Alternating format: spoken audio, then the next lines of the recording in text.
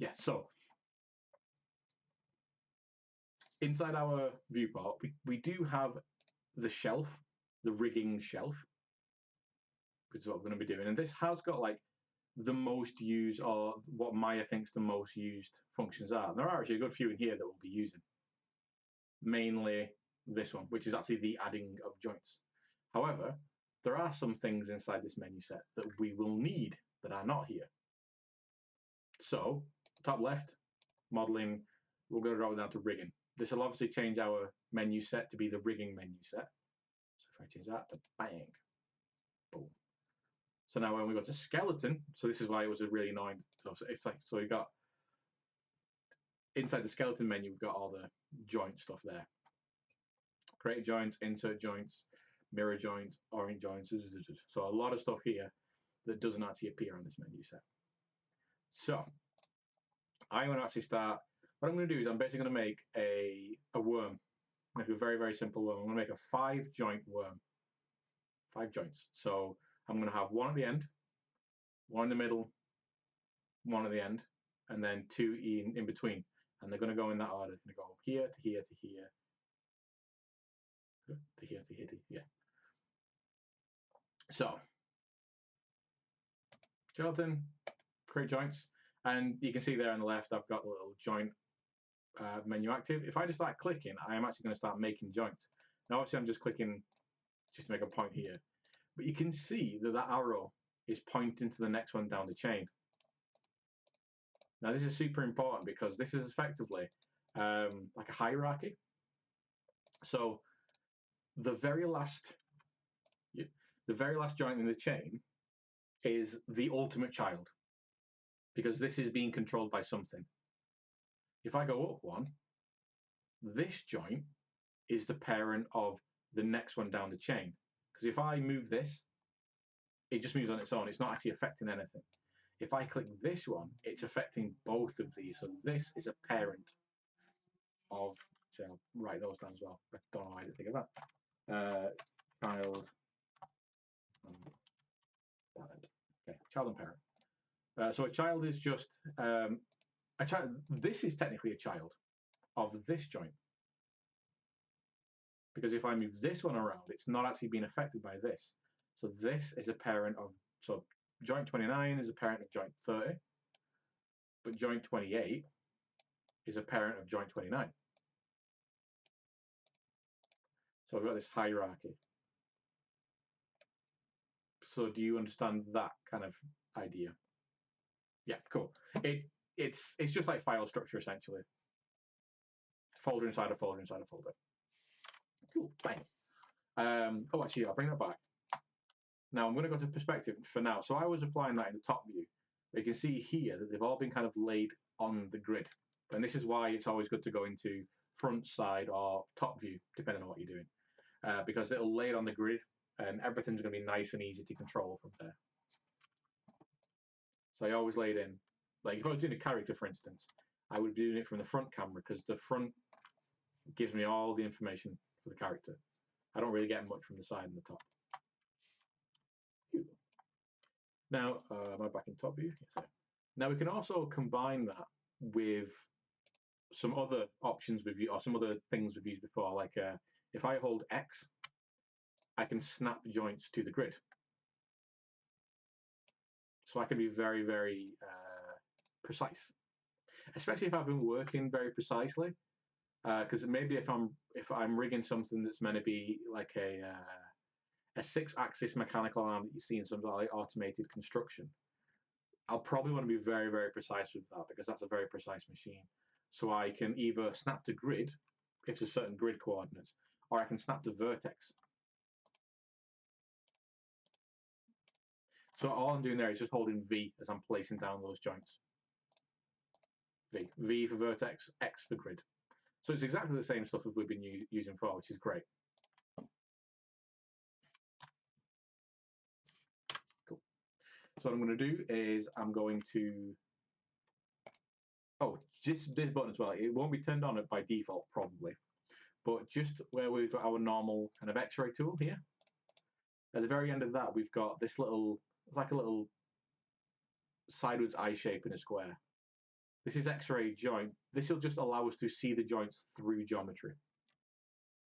Because without that turned on, the joints will be hidden by the geometry. So what I'm going to do is turn that on, and I'm going to click. I'm going to hold X. I'm going to place one at the end here.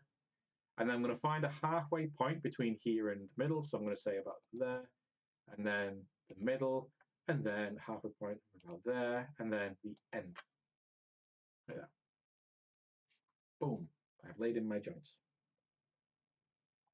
And I can press W to basically complete that.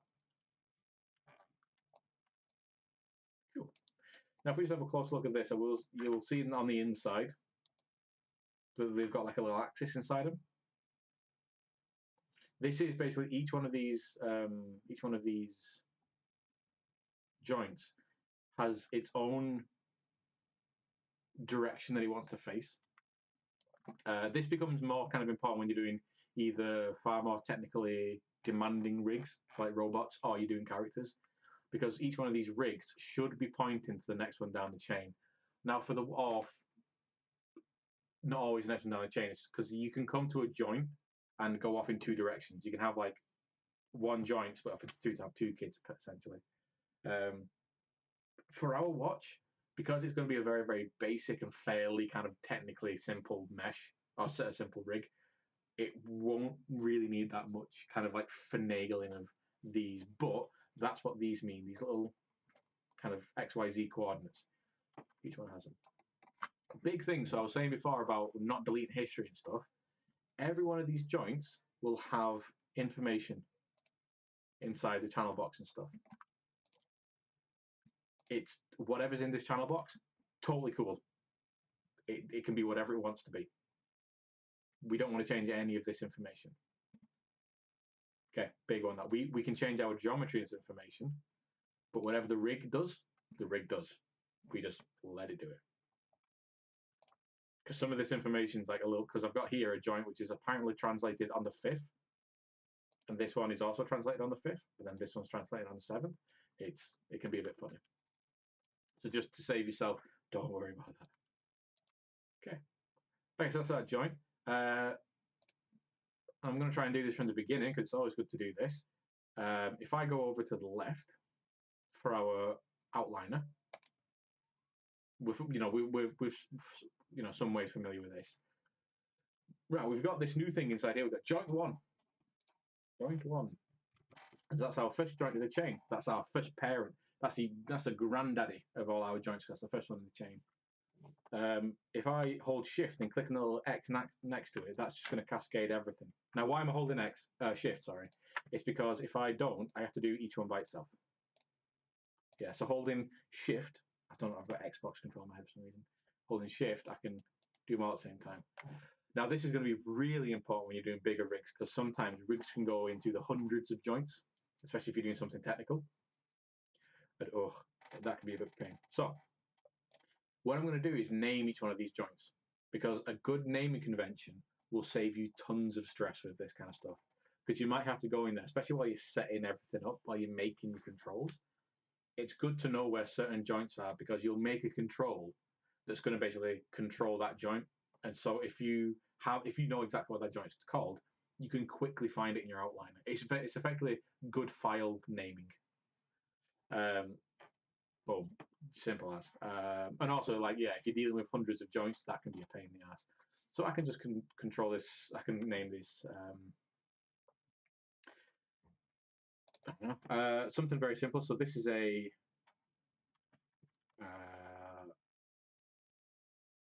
tube, because this is a tube I'm working on. Joint 01, because it's the first joint in the chain. Yeah. And then I can go around and I can just name each one of those. Yeah. Now, when you're making rigs, this is one of the most laborious processes. It's the naming convention phase. It's when you're going through and cool. Now, when we're coming to do like characters and stuff, we'd have to prefix this with, say, left. Any joint that's on the left would be L. Any joint that's on the right would be R. Any joint that's in the middle I used to name C, but I've got out of that a little bit because I was always like saying C for center, but you have like spine and hip, neck and head. They're all in the center if you're doing like a standard biped. So when we're going to be doing like the left hand side of the watch or the right hand side of the watch, we'll have to always remember to name our joints accordingly, as well as our controls. Because again, the same thing. If you want to try and find a certain joint, you don't want to be able to. You don't have to go through like joint 96, joint 97 to be like, oh, where the hell is that joint? Simple, simple, simple. Cool. So now what I want to do is actually bind this to my geometry so I can actually start moving this around. Super simple to do. It's a two-part process. You grab your rig and then you shift click your geometry. So basically what you're saying is I want to bind this to this. Parent to child. And then skin. Now by default, we don't have to worry about anything. I'm not going to kind of vex your head with some of these settings. Just to kind of do what we're doing, the standard default settings are perfectly fine for this. So skin, bind skin.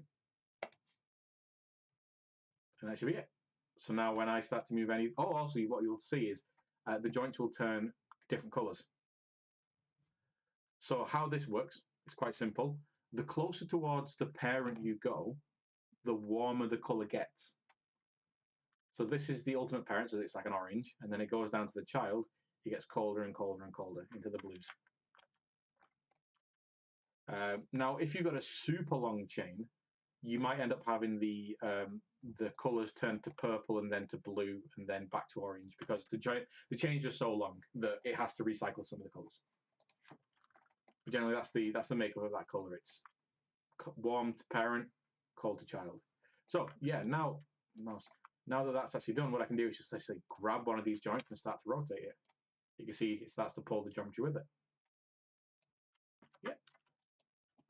Now you'll see the effects of FK here. If I just grab, say, this and I move it up, you can see it's actually stretching that joint. There you go. It's actually stretching that joint. It's not maintaining the shape or anything like that. So this is like all rigs until we start putting like handles, as they're called, on them. They're all FK because it just allows us to actually pull stuff around. So one thing, I mean, we used to have only FK rigs for years in animation, absolutely years, before I actually got into it. But you know, in the history of animation.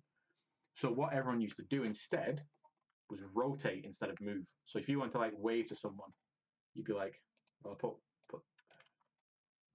be like, there you go, be like, hello, and you stretch your arm and you kind of go, shh, there you go.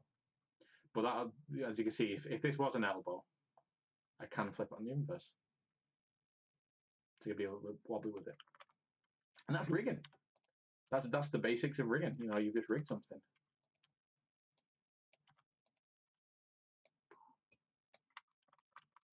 Mm-hmm.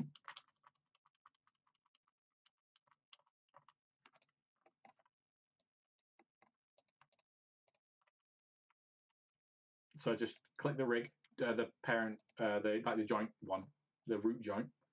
Then I just shift click the geometry. Just shift click, yeah, because all you got to do is basically do a multi-select. But again, slight technicalities with this sort of stuff. You've always got to think about taking a parent to a child for 90% of this. It does get flipped the other way. You've got to sometimes take the child to the parent.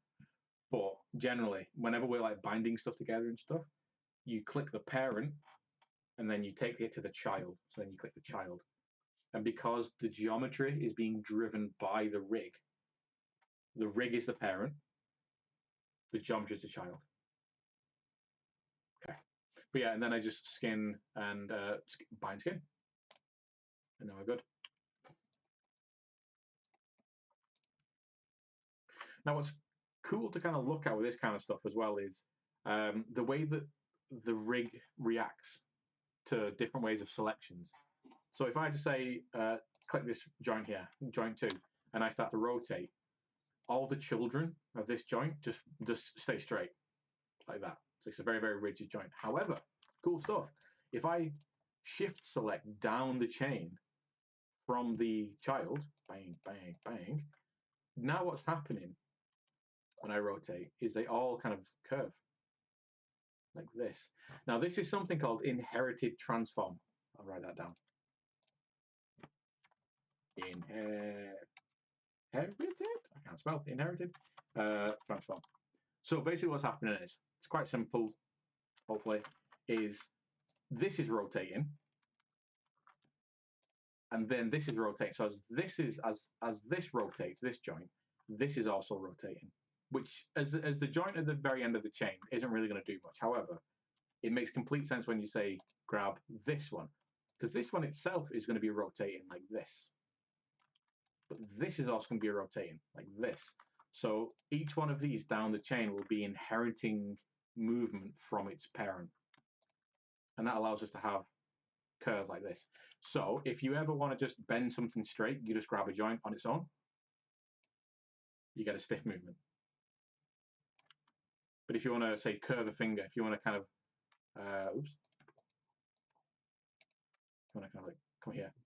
You come here. Or have like a tail. Have like a wagging tail. Now there are more complex ways of actually setting that up as a control. There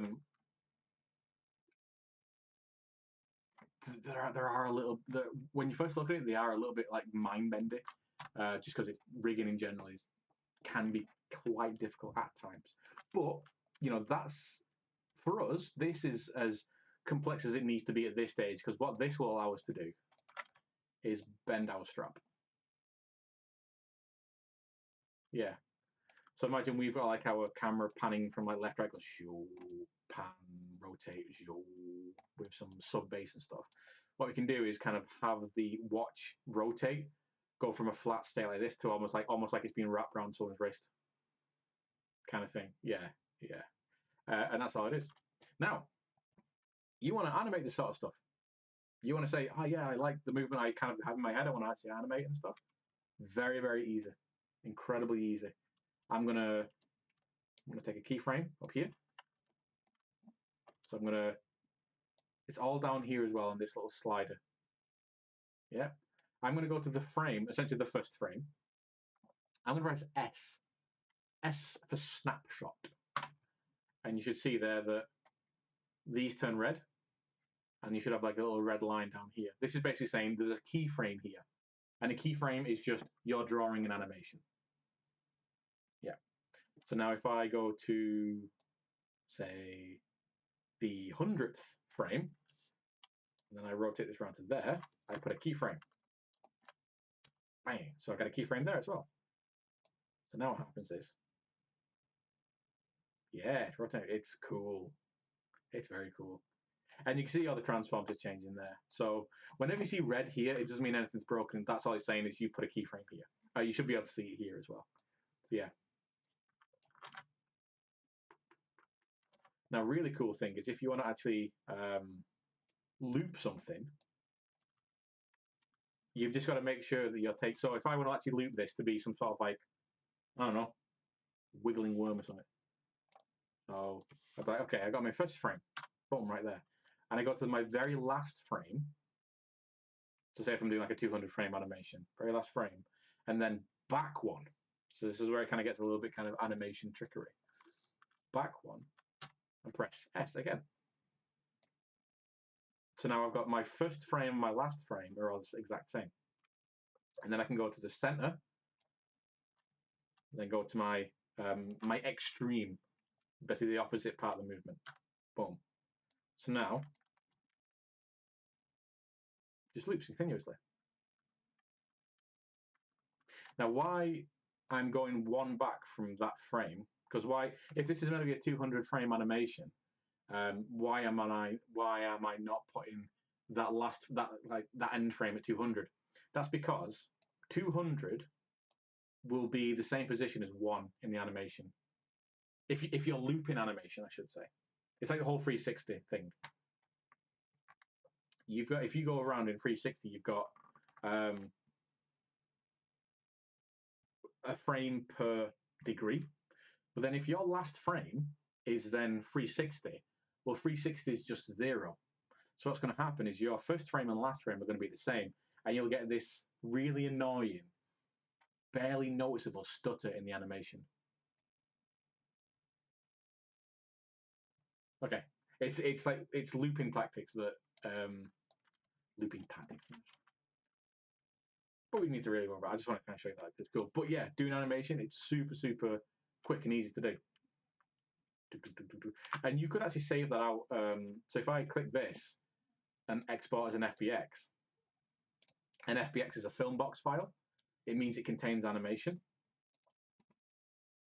So I for FBX, I can tell it to export the animation. Yes, export the animation. And then I can take that out into Sketchfab. So, you know, did I show you the little kind of waving pumpkin dude? Have I not showed you this? I might have shown that to my actual animation of my proper classes during the week because they were doing rigging at one point. But yeah, this dude was done super quick and with a very basic rig, very basic rig. But I just spent I think I did this in an animation class on Halloween. But literally, this guy's just looping. So his last frame and his first frame are identical. I just rigged him, did an animation over, what's that? It's about 8.5 seconds, which I can't do the maths on how many frames that is. But yeah, I just saved it out and I exported it as an FBX. Boom, I've got some animation. It's very easy to just be able to export for that kind of thing. Like 90%. Well, I know it changes these days. A lot of the animation you see in games these days are still this kind of animation, but there are lots of engines coming up in the past few years which are you're animating in the engine with really kind of crazy methods because you want to be able to blend seamlessly between animations. So if you're walking and then all of a sudden someone pushes you, you want to have like a seamless blend between you kind of walking and then like pushing back and stuff. In animation, don't really matter because in proper like TV film animation, because everything's basically a one shot. You set the scene up, and you say action, and it plays out. Yeah, that is animation.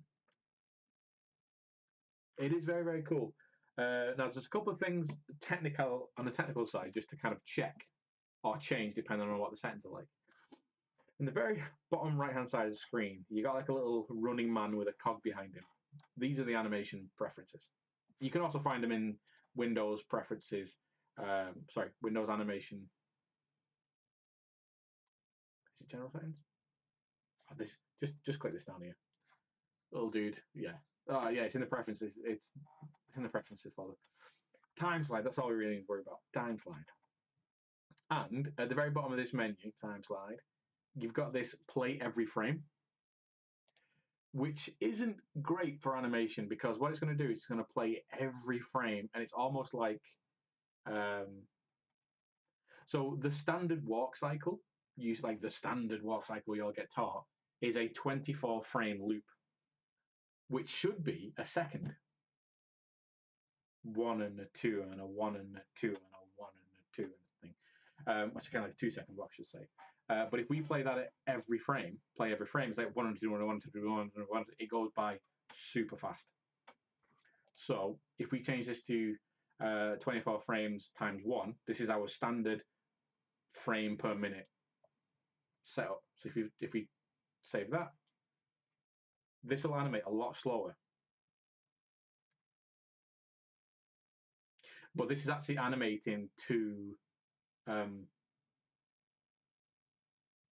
the frame rates you see on screen, the frame rates you see in games and stuff. Because yeah, by default, every 24 frames is a second. And I think people often forget how long a second is. Because like 1 misses, 2 misses, 1, 2, 3, 4. That's about the length of a second. But yeah, that just means it's a lot slower now. There we go. And the only other thing that we're going to look into a lot more later on, we don't really need to look at it just yet, is inside the Windows editor, you get the animation editor, you got something called the graph editor. And what the graph editor is, you might have, if you've watched like behind the scenes stuff, you might have seen something like this.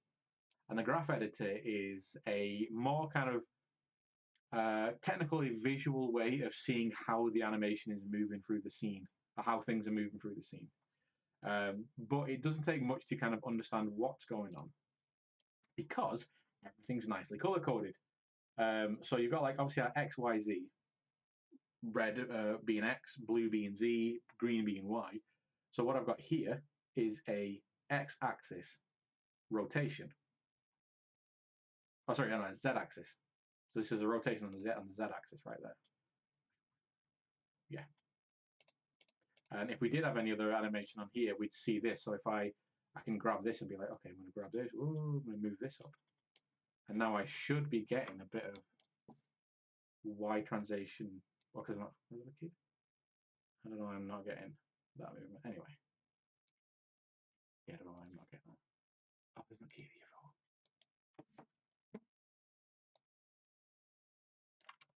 phone.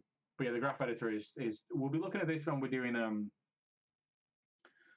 some animation stuff, because there's some key rules in animation, like squash and stretch, ease in, ease out, which is probably one of the most important ones, anticipation, that we'll look into, and I'll send you links about it and stuff, which it just helps our animation look a little bit more fluid and believable. Mm-hmm. So yeah, that's our basic introduction to rigging. Very, very basic introduction to rigging. So before we move on, is there anything you want me to kind of talk about a little bit more, or cover again, or kind of re-explain a bit better?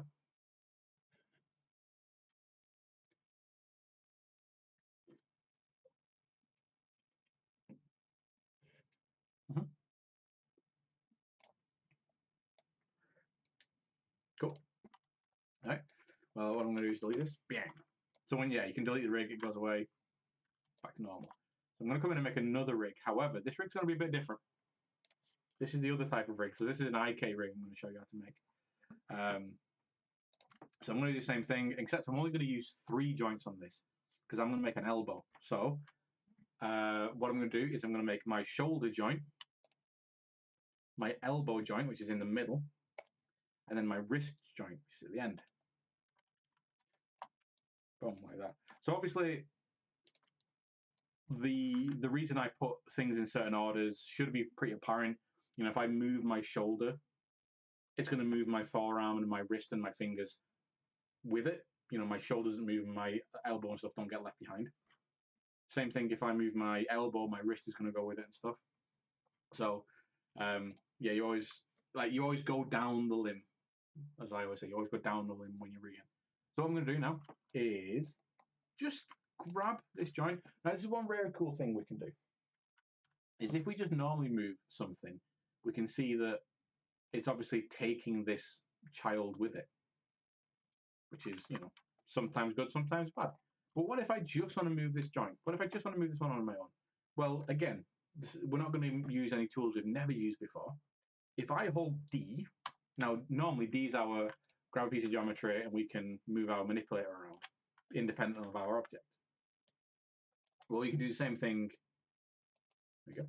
On this, if I hold D and then move this up and down, I'm moving this joint independently. Yeah. So, because sometimes you've got to put joints in stiffly and then apply a little bit of what you want to apply later on. Say if you want to add a little bit of a bend for whatever reason. You know, it's easy just to lay it in first, flat and straight, and then apply the bend later on. Because why I'm doing this is I'm going to apply something in a sec, which is going to basically control this object the same way our arms are controlled using this IK, this inverse kinematic. But to make sure that works properly, I've got to introduce a little bit of a crook, a little bit of a bend in there, just to make sure that it knows to bend a certain way, because this is going to bend like this. If I didn't, if I just had it very straight like this, it might accidentally bend the other way. Which is obviously, if you're doing characters, never. It's not really great. So I'm going to apply just a little bit of a bend like that. Now, in the skeleton tab again, we've got obviously all these up here, but then we've got something called IK, so our inverse kinematics menu right here.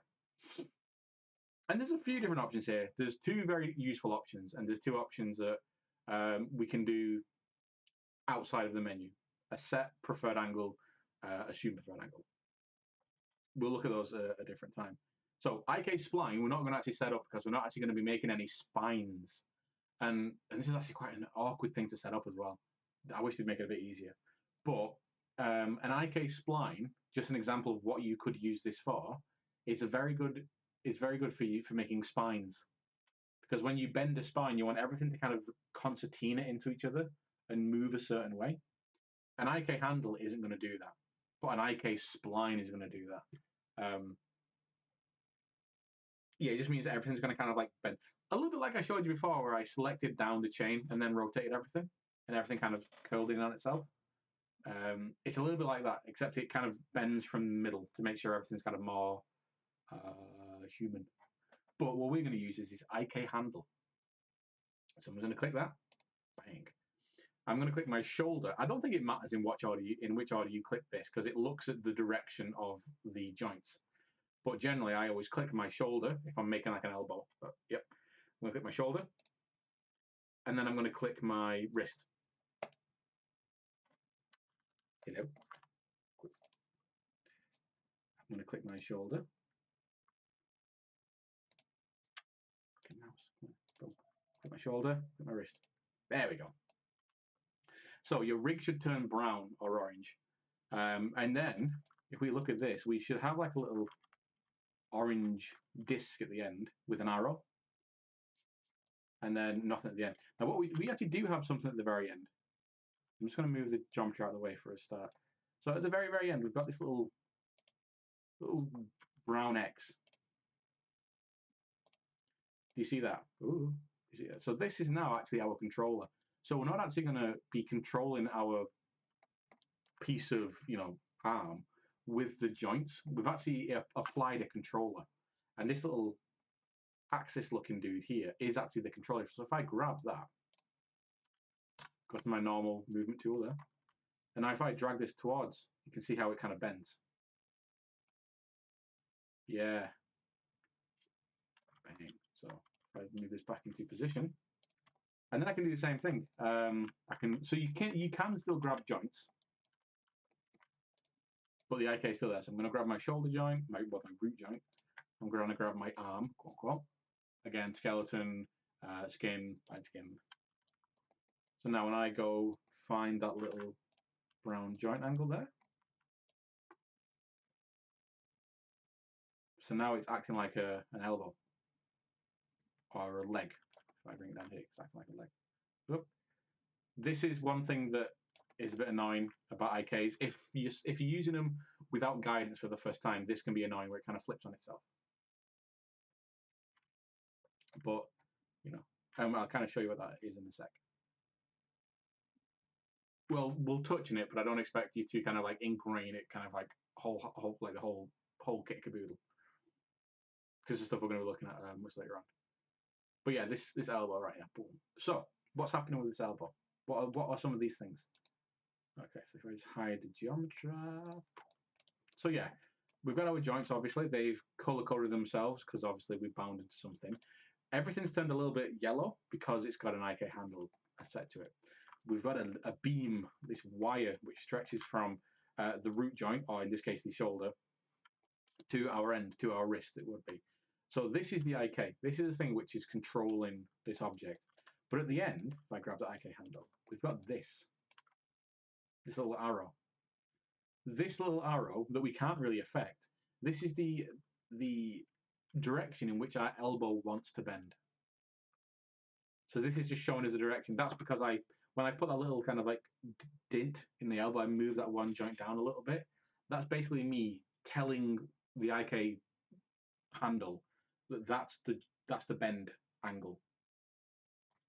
So this is bending now. So if I start trying to move this around, I can't really bend my elbow in any other direction, because this arrow is basically saying, no, you're going to bend in this direction.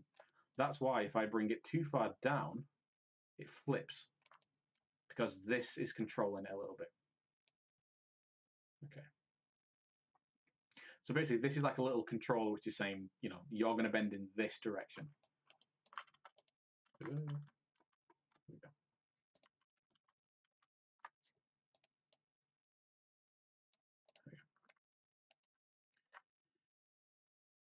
However, the last thing I'm going to kind of just go over, and we will be using these eventually at some point within our rig. We might also, by the way, be making different kinds of rigs. Like maybe we might like 1 or 2 different rigs, because this happens all the time. Unless you're someone like Pixar, who've got incredibly clever people working on your stuff, it's hard to make a single rig which is going to do everything for you, because you might have just too much functionality, which might make the file really heavy, might make the whole like mesh really clunky to work with, because there's so much stuff you got to work for it. You know, if you're like for games, for instance, or maybe you're doing something for animation, some basic animation, you'll have your basic model which can do some facial animation, some body animation, but you'll only get like X amount, especially if you're doing something where you're shooting at a distance. You're only going to get so much animation. But if you've got then this, if you have a scene where you're really close up to a person's face, and you want just like crushing emotion in that face, your original rig might not have that in there, because it's only there for like, you know, normal movement. You'll have a rig set up which is basically a very complex facial rig, which has far more functionality on that one part. So that you can go in there and you can do like the micro movements of muscles twitching and all that kind of jazz. For what we're doing, you know, we might have a rig which is a very basic rig, which will allow us to actually bend the straps around. And then we might actually have another rig which is the whole kind of the straps bent round and closed, but to a point where we and set up in such a way where we can actually move the strap around, it's still being closed, move the strap around, it looks quite organic. You know, when you kind of like have a watch closed, and you kind of just like play with the strap when it's closed, when it's not around your wrist, and it's kind of like it moves around inside like the lugs and stuff. We can do that kind of thing, and then we can also do a super high tech or a super kind of like quote unquote complex rig, which is like the internal parts of the rig, the internal parts of the watch, which will do like loads of movements on the inside, because we don't, at that point, we don't need strap rigs. We only really need to see the stuff inside there. And it's just a good way to kind of like declutter the amount of stuff we use and declutter the scene a little bit, because only have, you know, it'll make it a bit easier. But and just because I really like these controls. So what's happening here is our IK is pointing in a direction, and I'm like, well, I don't really want that. Maybe I want to be able to move my elbow around. Just find out. So what I need to do is have a control set up, which is then going to act as an aimer, something for the IK handle to look at. So when I move it around, this arrow is actually going to keep facing towards it. So I'm going to just make a circle. So many of our controls are made out of circles. Freeze transformation, because this is still something we can freeze transformation on. There we go. Like that. Now I'm going to call this a pole vector. And a pole vector is exactly what I'm about to set up. It's something that basically tells a certain IK handle to stare at it. So when this moves around, the IK handle is always going to be pointing towards it. And it's a good way for us to control like the direction of elbows, the direction of knees, the direction in which our strap is facing. And this is where we're probably going to use this. So I've called the pole vector, so I know what it is. Now I should be able to grab the handle. I should be, because like I was saying before, things sometimes go in different orders. Like normally we take the parent to the child. Sometimes we take the child to the parent. And in this case, my IK handle is a child of my pole vector. So I should be able to grab this, then grab this. So take child to parent. I'm going to constraint here, and you've got something called pole vector. Now what should happen is a brown line comes from here to my circle. No, okay, so it is the opposite way around. I get these bits confused so much. So I take the parent to the child, constraint pole vector. There we go. Okay, so this line is basically controlling the direction of this white line. So if I move this over here, you can see the elbows moving. Yeah. So if I grab this, this should be updating to stare at it, but I think like this also this line shouldn't be there, but it's just a graphical thing. But yeah, so if I kind of like give a bend to my elbow, I can then grab my IK handle and be like, oh, my pole vector, and be like, okay, you're gonna be looking over here. You're gonna be wobbling my elbow around, which then means I can do some cool kind of movement with my bring it round, bring this round so it's staring at it. And I can my elbow up. Well, I want this elbow to actually be kind of facing in that direction. So it's just like another thing for us to use as a controller. Another way to control everything. Enhance our kind of manipulation. So we'll probably be using something like this on our strap so that when we're moving it around and we're bending stuff around, it doesn't kind of do that flip invert thing we were seeing before. When I brought the IK handle down, it kind of crossed the middle of the path. It kind of started to flip around. This will basically stops that happening. Because it's got something to look at, it's always going to be looking over there. So yeah, if I bring this down now, it's not going to flip because its thing it's looking at is over here. But then if I do bring this over here, it will flip, flip, flip, flip. Yeah. So that's the pole vector, P-O-L-V-E-C. And vector is basically just a direction, and a pole is basically just a thing that it sets up. You will see a lot of this kind of thing inside Maya rigging is these little graphical glitches. Sometimes it might look like something is completely balked by just lines and sticks everywhere, but it's fine. It's just Maya being like this should really be attached to this, but for some reason it's just not. That's all. It's something that needs a fix. Right, so we have looked at vectors. Okay, handles.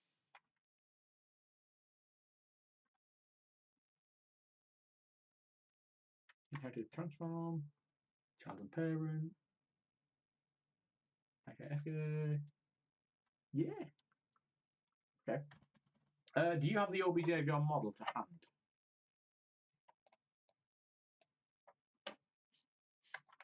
Send to me.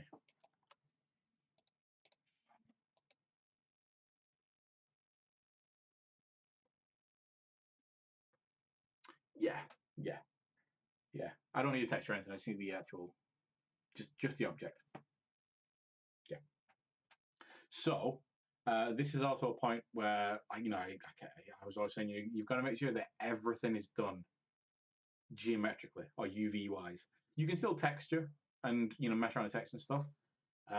So in a studio you might have the animation department doing the animation, and you'll have that texturing department doing the textures, and they might only meet kind of like partway through the animation process or something, because you've already got your UV set up. You've finished your modeling. Nothing's going to be done then, and effectively all the texture is just a sticker. So and quite often as well, animators will animate without the full like texture package turned on or applied, because you always want to be working like very efficiently, very optimized.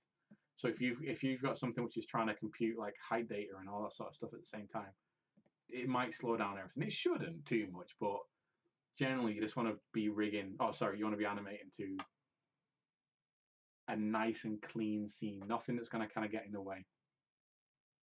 So as little data is being processed as possible.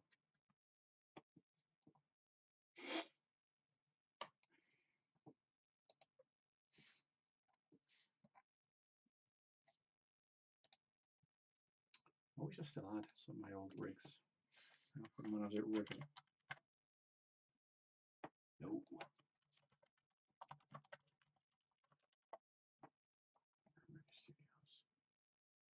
Is there any of the old?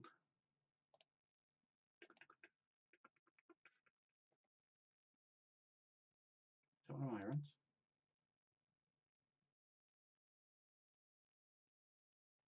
Oh yeah, that's one of mine. Yep, there it is. Okay.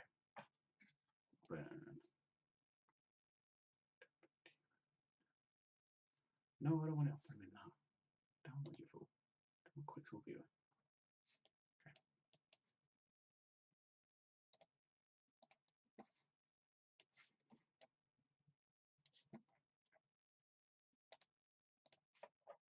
Okay.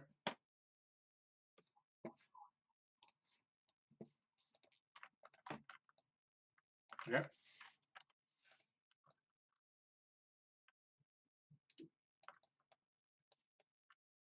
Let's go. Let's go. It's fine. Like I said, like we're just gonna make sure that that's like done before we do that. But so what we've got here is perfectly fine for our animation because it's obviously this side here, this middle bit, isn't going to bend whatsoever. Anything that's metallic is really nice to work with, or anything that's metal is really nice to work with inside of rigging because it's not going to bend. You don't have to worry about anything like that. And we did, as we were modeling, we just made sure there were, an amount of divisions going down each one of these pieces, the straps. One, to make sure that it's actually geometrically, good. It's actually got a form. But also, we did this to make sure that when we were rigging and animating this, we're not going to get really polygonal sections kind of just sticking out. It's really obvious when you got something low poly that bends, and you can see all the polygons. Sure. Yeah, so I would make sure that just delete all history or whatever. I'd call this something very, very simple. Like all this would be once, like I've done here, I've combined it all. This is all be one combined. You can work on multiple objects on one rig. It's just very finicky, and it can sometimes kind of go wrong. So I always, if I can help it, I always just rig on one mesh. So let's watch. There you go. So,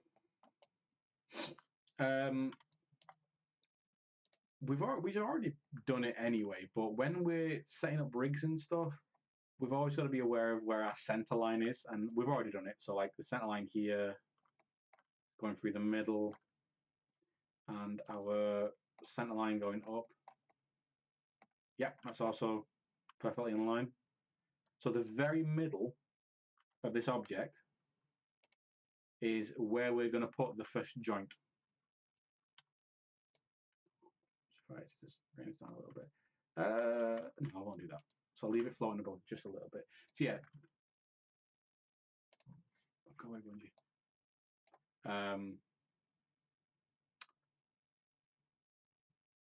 So yeah, whenever you're rigging anything, mechanical, organic, watches, whatever, you've got to kind of think about where is the root of the object, where is the middle of the object. For a character, it's generally around the hips. Unless you're doing a fish, where you could argue, that was weird. You could argue it's around the gill area, because you've just got to think about where does everything kind of rotate from. So with people, obviously, if you move around, generally you're moving around from the core of your hips.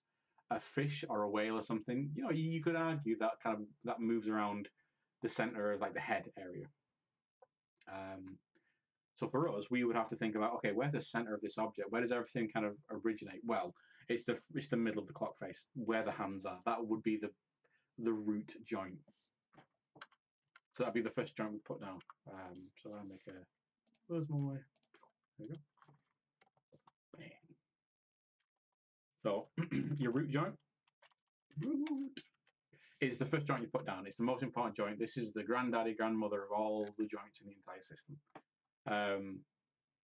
It's the one that if you grab, everything's going to move with it. It's the world controller. Okay. So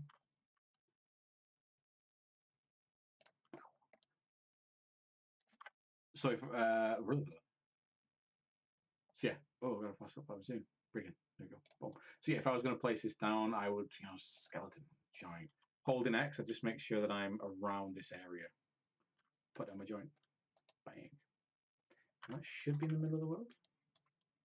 Yeah, it is. Now, obviously, it's going to set itself to the grid, and ours is obviously a bit further off the grid. Don't worry about that. Don't worry about that. Okay. So, like I was saying, a lot of what we have to think about when it comes to rigging is where does it bend from? Now, if we were just setting up a really basic watch at first, like I'm going to do now, this is actually really easy to think about because nothing inside here bends or rotates, at least for now anyway. All our rotation comes from these 2 points here, the lugs. So, and it doesn't matter what direction you go, up or down first, but what I'm going to do is still holding X because it's snapping to grid. I'm going to find the middle of this object or closest to the middle as I can. I'm going to click, so it's like that. Because that's obviously where I want everything to be rotating around, because that will be like obviously the fulcrum of the rotation. Now, I put like 5 joints manually in that little tube thing I was making before. That's cool. You can do that if you know how many joints you're going to be using down that chain. However, for this, what I'm going to do is I'm going to go right to the end of the thing. I'm going to go all the way to the tip. And I'm going to put a joint down. Is that in line? Why does everything look wrong?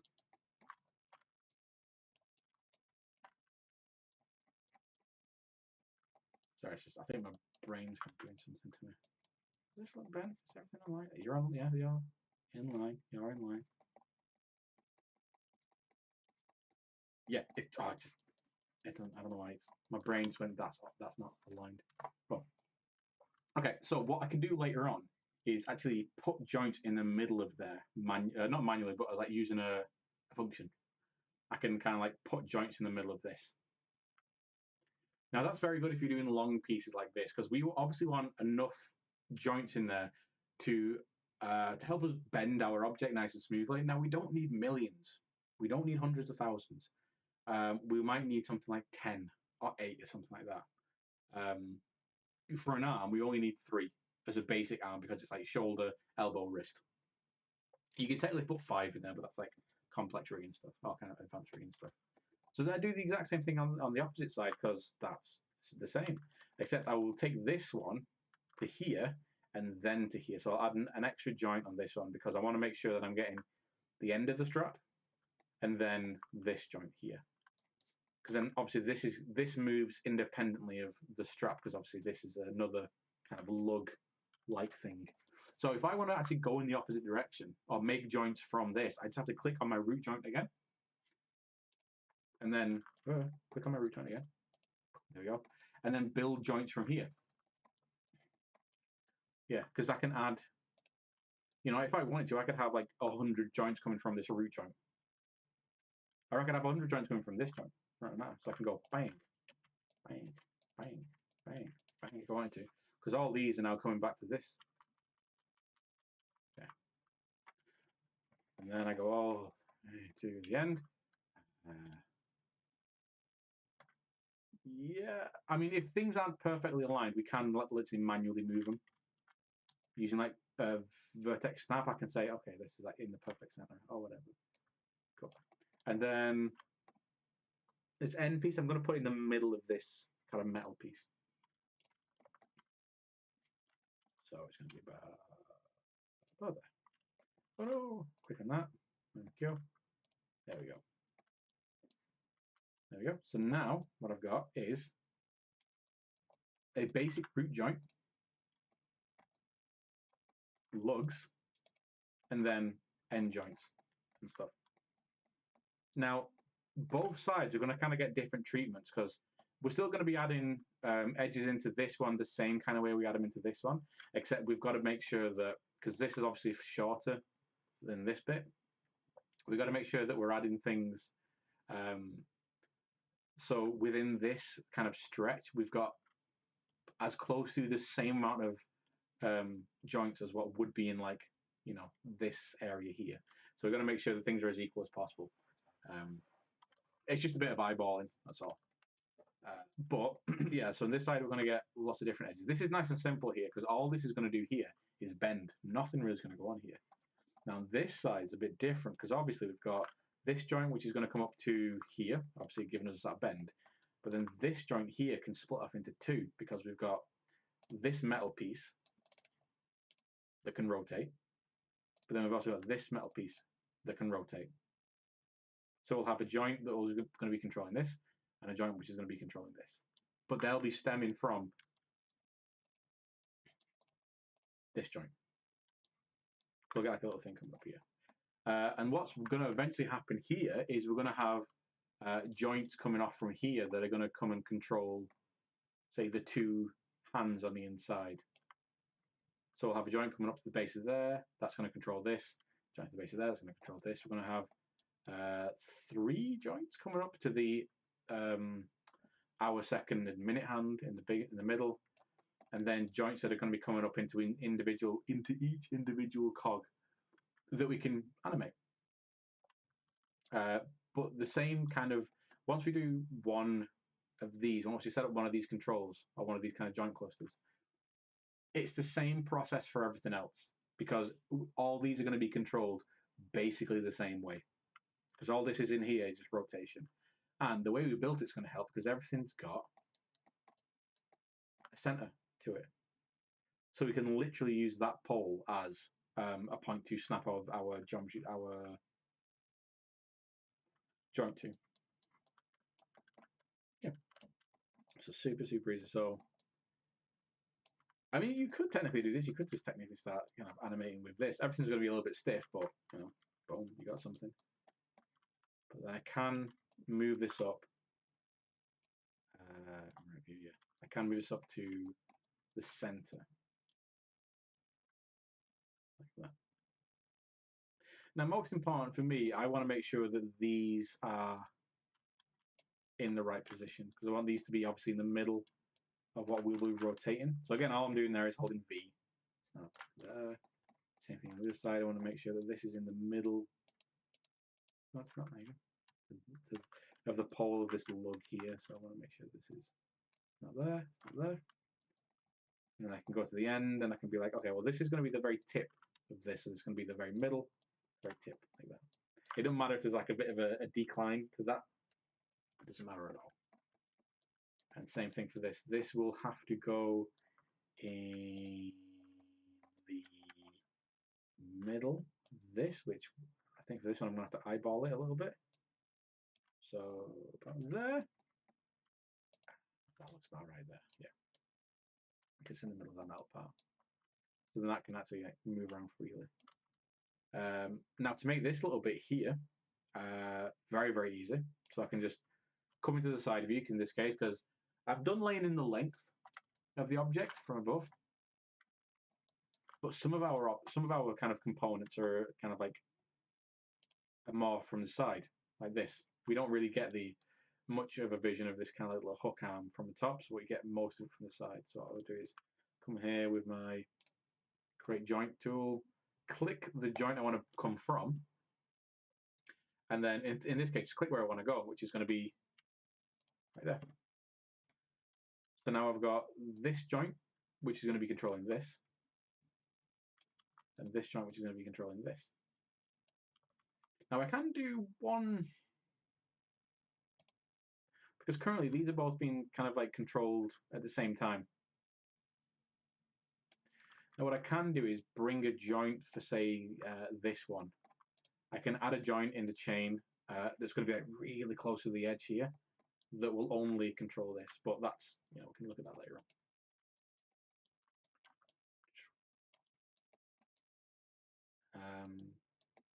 So does that make sense with everything so far? Yep. So it's pretty simple to kind of like fathom. It's you put the joints in the point, like you always want to have a joint as well at the end of something. So at the end of a finger, you always want to have a joint. At the end of the strap, for instance, you always want to have a joint. Yeah. Because essentially, how I always think about it is if you want to curl someone's finger, if you were a puppeteer, you would be pushing on the tip of the finger. So because I'm applying force to that point, that's almost like a joint would be there for me to kind of bend against. Right, actually, I'm going to save actually. Save often. Big under. I'm going to write that down. Save often. No, it's not capital. Yeah, because rigging can sometimes break out on you. Can sometimes kind of break on you. So it's always good to make sure we're saving often so that doesn't happen. Watch.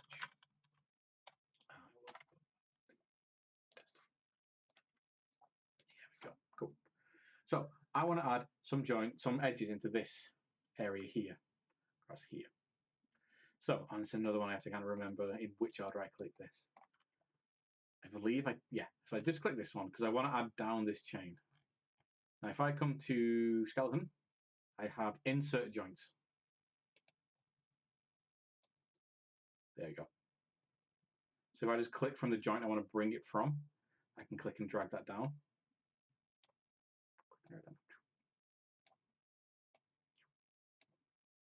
So I'm just freehanding this just to be a bit quick, but one thing that we do kind of need to be a bit careful about, and it's the same, I've basically been doing it so far, is where we place these joints has got to be kind of like a little bit thought out.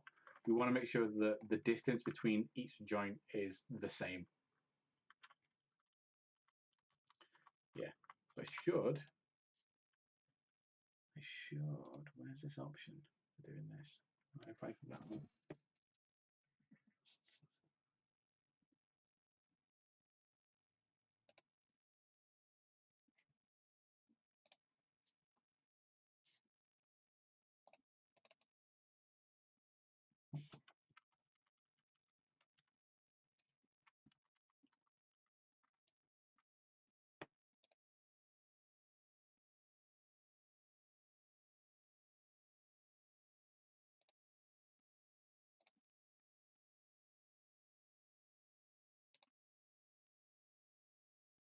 I don't know why I'm blanking on this, but there is a way for me to basically add joints down the chain, like so they're all evenly distributed. And for some reason, I'm completely blanking on how that is done. Why am I blanking on this?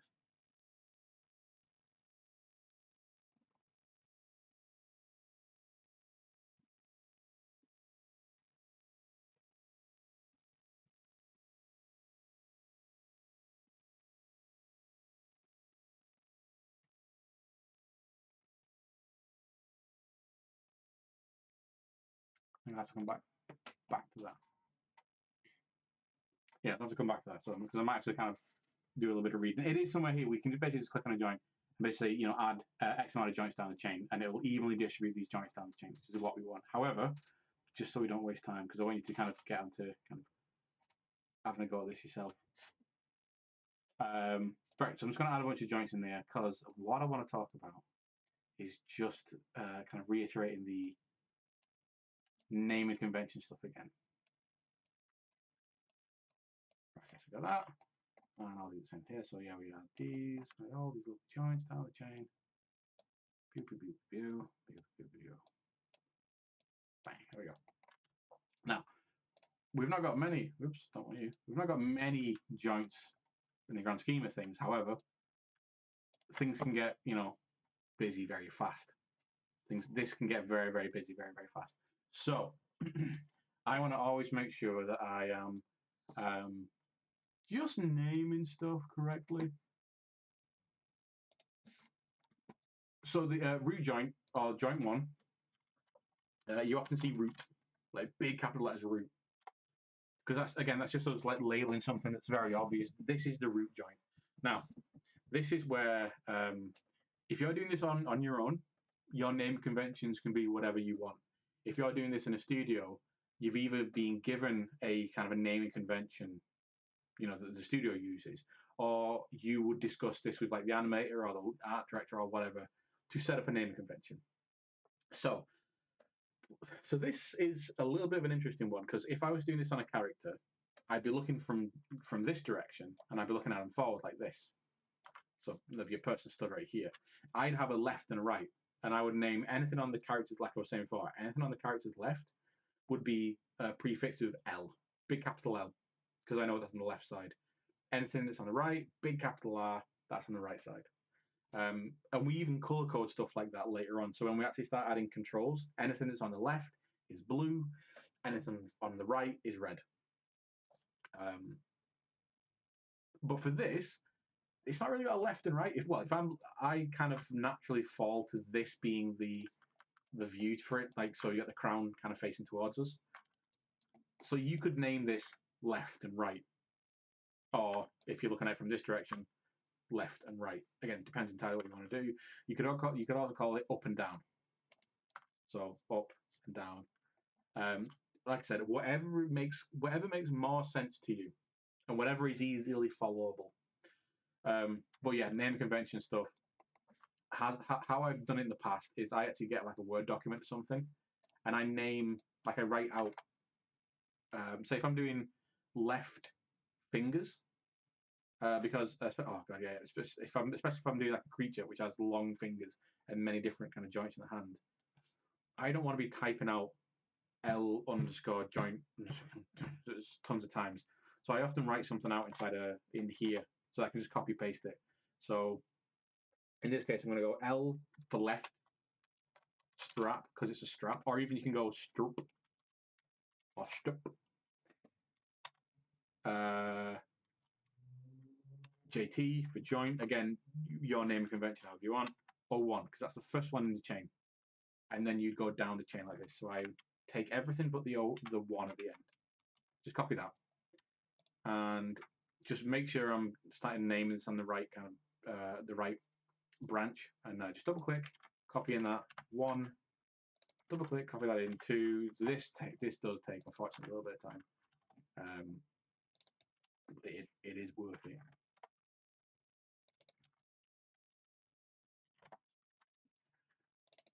And I did for a long time name these all, like I just write them out independent, like each one like fresh, and I'd wonder why people are getting cross at me for taking for a long time. So I quickly kind of decided I'm not going to do that. Now what I can do at the end of here as well is just call this tip. So I know if I'm looking at a big old list of stuff, I know that this is the tip of the chain. Again, naming conventions up to you.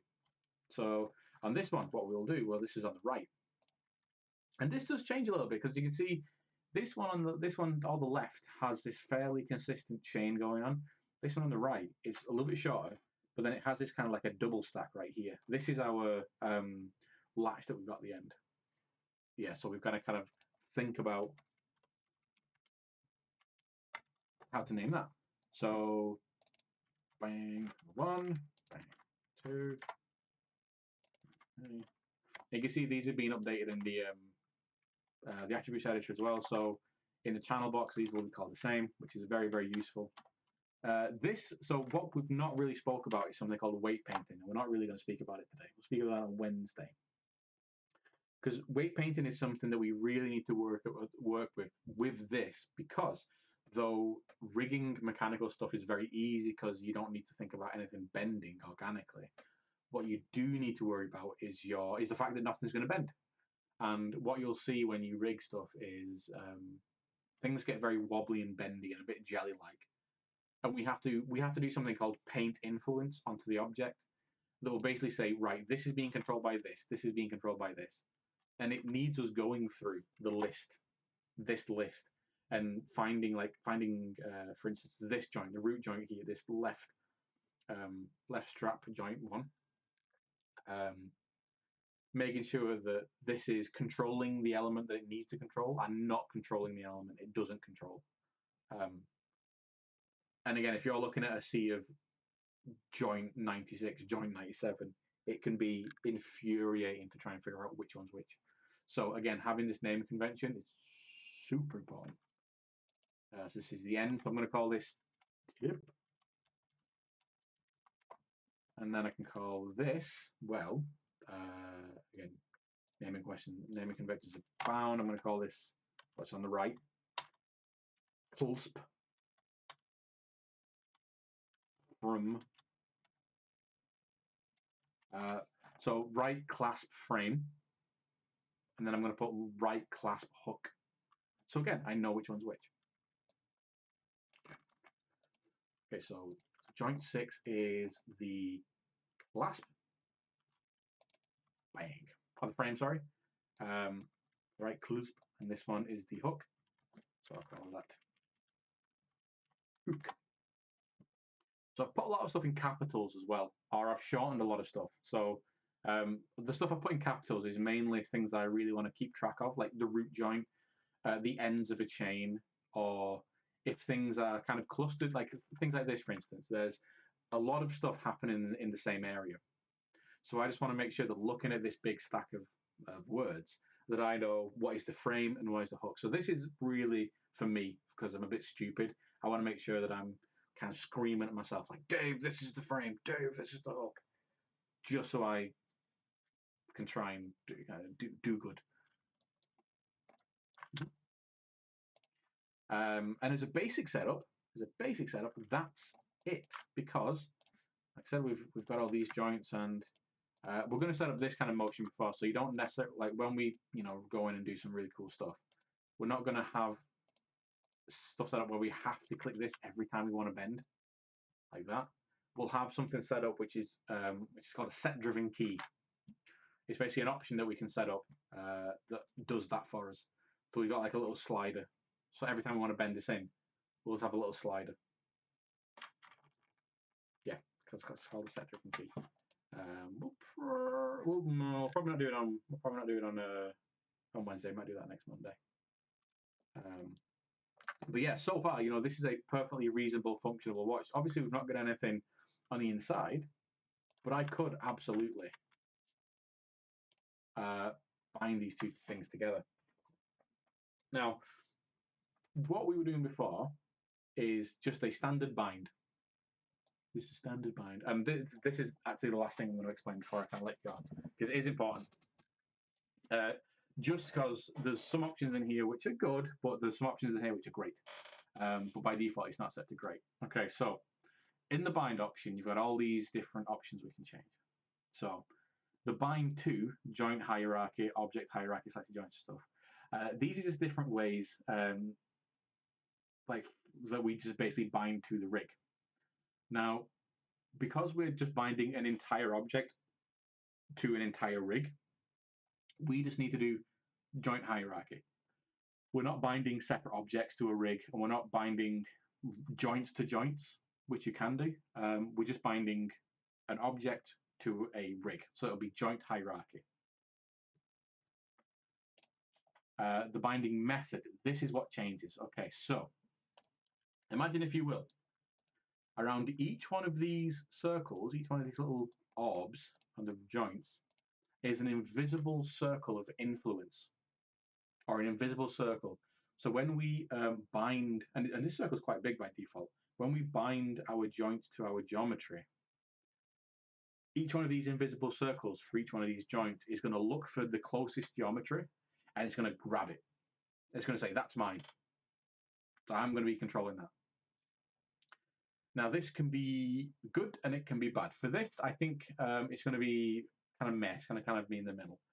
But for characters, what that means is if you've got a knee joint on the right, but this invisible circle might also be covering over like the thigh to shin to foot area of the left leg.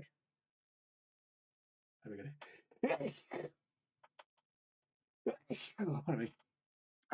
So when I move my leg, it's also going to start smearing the left-hand side because that knee joint is also encompassing that kind of area, which is fixable. It's not. We're not stuck with that. It takes a while to then fix it, and it's an easy fix. It's just time-consuming. It's just fucking time-consuming.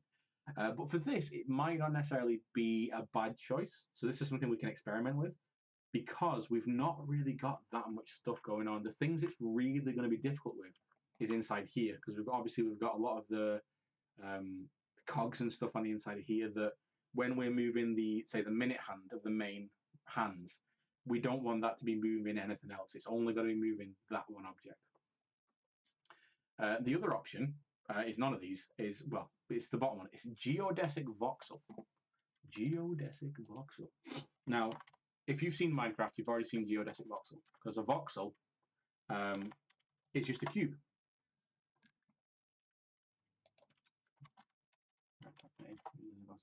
Yeah, geodesic voxel is just a cube. Now, what it means in here, or what a voxel is just a cube. What it means here is, hopefully this image is legible. There we go. So what it means is it fills up our objects with cubes. And if so, these are resolutions as well. So the smaller the resolution, the bigger the cube, the less refined the cube is.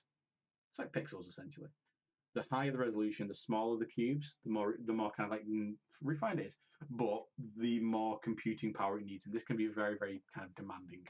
But as you can see here, our finger is merging into the leg of this, and then kind of the same thing is happening here, and then it's not happening here.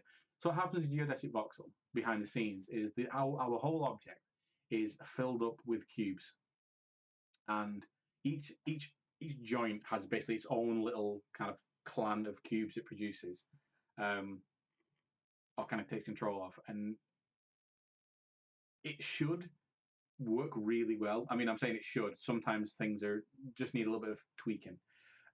It will fill up an area, and it won't, like, say if you've got something else which is closer, which isn't technically part of the same object. So if you've got, like, say the strap and the lugs, these are technically two separate objects in the real world. So what should happen, quote unquote, should happen is there should be a cleaner separation between what's going on with this and what's going on with this. It shouldn't kind of control each other too much. Why are all these images really small to show? I believe Geodesic Voxel was created by Pixar, I believe. Waiting for this to load. There's also a heat map method, which is useless. I've never seen anyone use a heat map to rig stuff. But yeah, closest distance or geodesic voxel, those are the two we're going to be using. So for now, I'll just kind of leave the closest distance. Skinning method. So dual, I'm just going to say, just choose dual quaternion. Isn't your partner a programmer? He will probably be able to explain to you what a quaternion is. I know it's something to do with maths. But in rigging, it just gives us a better result. And I don't necessarily know the maths behind it. I don't necessarily know the magic behind it. But we always want to have our skinning method as dual quaternion. Dual quaternion. Always sounds very cool. I know when I used to do programming, basic programming, I used to use quaternion quite a lot for stuff. Things like movement stuff. Normalizing weights, interactive, that's fine. Weight distribution, distance, that's fine. So all we're changing is the bind method to possibly geodesic voxel, which changes this up a little bit. You can see we've got that resolution, which is basically the resolution, the size of those cubes. And the skinning method to dual quaternion. Right, so max influence underneath there, max influence is the next thing we kind of really got to look at. It's the power of each joint, essentially. So if we, so it says there when I hang over, it says specifies the maximum number of weighted influences given to a joint, given to a point. The higher this number, the bendier things are, because more things can control a certain point. And a point is literally a vertex point. The lower the number, the less things can influence a single joint, a single point. So again, as a characterized, I tend to put this down to 4 because it just means that there's not as much stretching involved if I don't want it to. For this, I think just leaving it as 5 is fine. It does mean we're going to have to do some cleanup, but that's cool. Because we do still want some stuff to be bendy. Obviously, we want the strap to be bendy. but we want the metal bits to be like rigid. And the only other thing is the drop-off rate is that invisible circle I was telling you about. That's basically the size of that. So if this was huge, like that, it'd mean that it like each joint will be trying to influence something 10 units away from it, like a huge number of distance. The lower it is, the smaller that influence would be. The smaller that distance would be. So, no, not 6. So, whatever that's defaulted as, again, just so far, just leave it as is. Leave it as is. So, with that in mind, so yeah, with that in mind, I would then go on and bind that and I would start playing about stuff. I want you to either, if you want, just have a play with the rig stuff, just do some stuff with it, or take whatever state your watch is at the minute, and then you just try setting up a basic rig like I have here. It's like that one root joint, and then however many joints you want to put down there, however many joints you want to put down there. And we'll stop that recording.